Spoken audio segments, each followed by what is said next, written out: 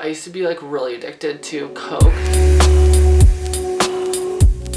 Hey guys, it's Maya here, and today I am doing a Q&A video based on a post I did on Instagram that I asked you guys to comment on for any of the exciting things you wanted to know about me. First off, I wanted to thank you guys so much for all of these comments. There's so many. I think it was over 120, yeah.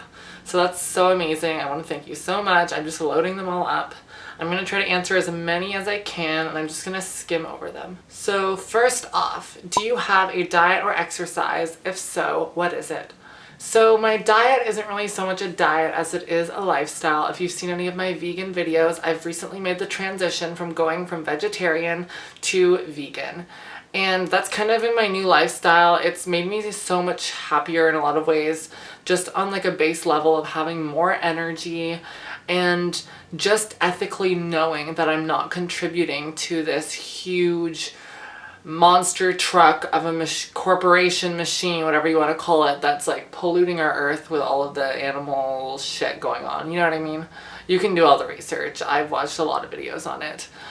So I just feel better through that. And not only that, it helps your diet and your lifestyle. You get all the nutrients you want from the fruits and the vegetables. I do make sure to take vitamin B12. And as for exercise, I'm gonna have to say I don't really do a lot of set exercise. Like, I'm not a gym rat or anything like that. I don't go to the gym very often. I think I mainly focus on cardio. I do love to walk. I love to jog. I mainly walk every day, like at least an hour. And when I do go to the gym, I like to hit up the treadmill. I like to focus on core exercises. Mostly that's it. I really don't do enough exercising to actually make a video on it or anything, but that's one of my resolutions that I want to work on. So I will update you guys in the future about any exercise routines that I might have. Do you plan on getting any surgery done? Now, this is a question that always comes up every Q&A video, and I'm always kind of reluctant to answer it because my mind is always changing on what surgeries I want, what surgeries I think I need, blah, blah, blah. It's all up to the person who's transitioning, or even if you're not transitioning and you're thinking of surgery for other reasons, it's all up to the individual. Nothing is set in stone. Right now, I think there's 4 surgeries that I want. I know it sounds like a lot, but I want the bottom surgery, which is like the gender confirmation surgery. For me, it's gender confirming. It might not be for someone else. I also want, I'm pretty sure I want breast augmentation, and I want the trach shave, which is the Adam's apple. And also lately I kind of go back and forth on this, but I kind of want a chin / jaw reduction. I think it's just a chin reduction, actually.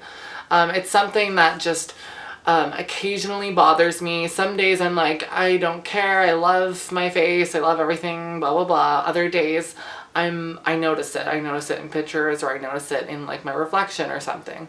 And it's something that makes me personally feel dysphoric and masculine, I guess you could say, even though for someone else it might not seem that way. But it's the only real like cosmetic thing that makes me feel dysphoric, besides like the tracheal shave and then like the body parts that a lot of trans women get. But I'm not sure I'm gonna get the chin surgery. Like, that's the bottom of the list for me anyways. Next question is, how do you get your skin so flawless? So I guess the short answer is genetics. I'm blessed with having good skin. I'm pretty sure no one in my family really has bad acne. I did, growing up, have terribly dry skin. I had scaly patches all over my face. It was actually something that people often inquired about, and I was very embarrassed growing up having that scaly, patchy skin. I'm pretty sure some people even called me patches. Ugh, terrible time. But when I grew up, I discovered moisturizer, and that basically created the perfect balance. I have super dry skin, and now that I moisturize the shit out of it, it's a lot more workable, and I don't have acne as well as a result of taking my HRT, my hormone replacement therapy. I've noticed that I don't get acne at all. So that's like really lucky. Also, I do make sure to wash my face every day, and I try my best not to go to bed with makeup on. And also I think being vegetarian and vegan prevents you from going to a lot of fast food places like McDonald's or Wendy's or any of those other fast food places that have a lot of greasy food that could contribute to clogged pores and just overall unhealthiness. What is your favorite thing about fall coming up? So fall is one of my favorite seasons simply because of Halloween and because of fall fashion, and the weather is just so yes. I can feel the magic in the air. The leaves are changing color. Everything's so beautiful. I love pumpkin spice. I'm a little bit worried about what I'm gonna have to cope with being vegan now. Like, I'm not gonna just walk up to Starbucks and be like, pumpkin spice latte, please. No. Maybe coconut pumpkin spice latte. No, I don't know. But fall, my favorite thing is probably just, I don't know, Thanksgiving / Halloween, coming together with your friends and your family, and this ambience of getting ready for winter. Just the crisp evenings, I don't know, it's the atmosphere of fall that I really love. It's exciting. Which part of your journey was the hardest part? And by journey, I think you're referring to my transition, obviously, which I'm still fairly early on in transitioning, I'd say. Hardest part? Well, obviously the hardest part was taking the first steps and having the courage to make this announcement that I'm going to transition. I was afraid that I would make the announcement and then go back on my words if I thought it was too difficult at any point through the process. I was worried that I wouldn't be able to stick to it if I faced adversity. But fortunately, I powered through it all. I powered through the adversity. I announced to everyone I knew that I was trans and that I was transitioning, and it couldn't have gone better in my opinion. But as of right now, I'd say the hardest part of my journey is, I think it's self-validation and finding my existence within society. It's really hard because when you're in a society that has existed so long with just two genders, you just feel like there isn't a place for you, especially when it comes to dating or other aspects of your life. I have a problem with feeling isolated from my society, from my friends, from my community. I can feel like a crippling loneliness, and it's terrifying. But it's something that I'm working through, and as soon as I find solutions, I will definitely share it with you guys, because I'm sure a lot of trans people go through this. It's just an overall feeling of emptiness because you feel like you don't belong. And that's probably the hardest part of my journey right now as is.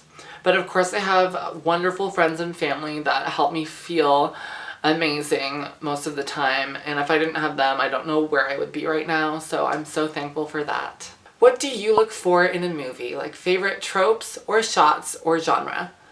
So I am in school for film, and film and movies is always something I've had a huge passion for even since childhood. And I'm gonna, I guess, touch upon my like guilty pleasure favorite movies, because those are the ones that I can watch again and again and again. And I'm gonna kind of like not touch upon like the cinematic masterpiece movies. But anyways, my favorite guilty pleasure movie probably has to be The Devil Wears Prada. I love the content, the story, the actresses and actors. I love Meryl Streep. She's a goddess. She is unreal. I love her. I just, that movie, I watched it when it first came out. I watch it again and again.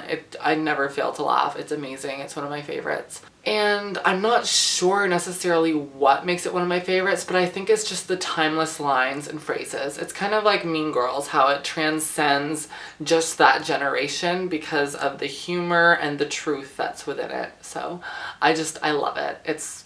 Yes. What made you start your YouTube account? Do you still love making videos as much as you began making them? Yes. Short answer, I actually love making videos even more now than I did at the very beginning, and that's because there's so many more of you guys watching my videos, and I just love having all of these connections with you guys and being able to help people. I have so many people messaging me saying that I've given them courage or inspired them in some little way, and that really is the best part for me. Like, I can't describe it. Like, I have cried so many times thinking about all of these people that have contacted me saying that I've helped them, and that just makes me feel so good because I've been in the same place as a lot of these people. So for me, that's like the best part. Why did I start making YouTube videos? Well, I actually started making them in the beginning just for myself. I wanted to catalog my journey and see how I changed over time, because I think it's important to always remember where you came from. It helps keep you grounded in the future, and we tend to forget a lot of the struggles that we go through once we reach the end goal. So I wanted to keep that as a reminder, and I had no idea it would come to where it is now. It's unreal, it's amazing, and I only have you guys to thank for that, so thank you so much. It's like amazing, I can't even fathom it. Also, I kind of wanted to give back to the community that I felt had helped me the most as well. I turned to YouTube when I was 15 years old, and it was before there was really many prominent trans YouTubers at all, but I did come across a video of Kim Petras, and I believe it was titled World's Youngest Transsexual to Receive Sex Reassignment Surgery or something completely ridiculous like that. And I watched Kim Petras in that interview, and she was so cool, calm, collected, and she was just so sure of herself that I realized that's me. I saw myself in her, and that's when I knew I could do something to live a better life, to take the steps to become the more genuine, true me. And so that was a surreal moment for me, and so I kind of wanted to perpetuate that inspiration by uploading my own videos to YouTube as well. So that's the answer for that question. How should I transition from being mostly a meat eater to be vegan? For me, I'd say the best way to do this is to take baby steps. If you go cold turkey, irony, if you go cold turkey and just try to straight up go vegan, you're going to be depriving yourself, and you're going to crave all of these foods that you just suddenly cut yourself off from. I'd recommend starting off as vegetarian, lacto-ovo, so you'll still eat dairy and stuff, and then slowly progressing towards veganism over time. It took me 5 years of being vegetarian before I realized, what am I doing? I need to take the next step. I need to become vegan. There's very little in terms of cruelty separation between dairy products and the actual animals being slaughtered. Some people say it's even worse for dairy because the animals are kept alive in these terrible conditions. So for me, I had to open my eyes and realize that, and I just did it slowly over time. Like I said, I was vegetarian for 5 years before I became vegan. So baby steps, and there's lots of vegan junk food you can eat too in the beginning if you need to transition. So like veggie burgers, veggie chicken strips, they're all made from tofu and stuff. Just all of that kind of stuff will help you move from eating meat products towards a more vegan lifestyle. So I hope that helps you. Just discovered you on YouTube a few months ago and found out we go to the same school. Living in Toronto has made me a lot more diverse, being exposed to so many different people. How has moving to Toronto impacted your views or the way people view you? So that's a great question. For me, I came from a super small town, very low diversity. I felt like an outsider my whole life in this small town. There was really no one else like me that I could connect with. So coming to Toronto was an eye-opening experience, and being on my own, I felt like I could actually do something for myself without worrying about what other people would think. And I was able to use the resources that are available in Toronto, and it was the perfect move for me. I'm so glad that I didn't take a victory lap after school. I'm glad that I came here to Toronto and took my fate into my own hands, if that makes any sense. And I've met so many people from the LGBT community who have opened my eyes to a million other lifestyles that I didn't even know were possible, and that I've learned to accept myself, because just because you're part of this umbrella community doesn't mean you're going to know everyone's experiences. We all come from different backgrounds. So for me, that's been the greatest opportunity, is learning about all of these different individuals that make up this beautiful rainbow of a community in Toronto. So I hope that answers your question. What's your favorite type of soda? So I don't really drink as much soda anymore as I used to. I used to be like really addicted to Coke, and I love cherry vanilla Coke, either or, like, I just loved it, and I will still drink it from time to time, but I've gotten to a point in my life where I don't crave it as much anymore, and it's just not something that I'm always drinking, so I'm pretty proud of that. So that's all for the questions today. There were so many amazing ones. I hope that I answered some of the ones that were asked the most on the Instagram post. And if you guys want to know any more questions, don't be afraid to ask questions in the comments, and I will definitely see you guys for the next Q&A video. And I hope you guys have a great week. Bye.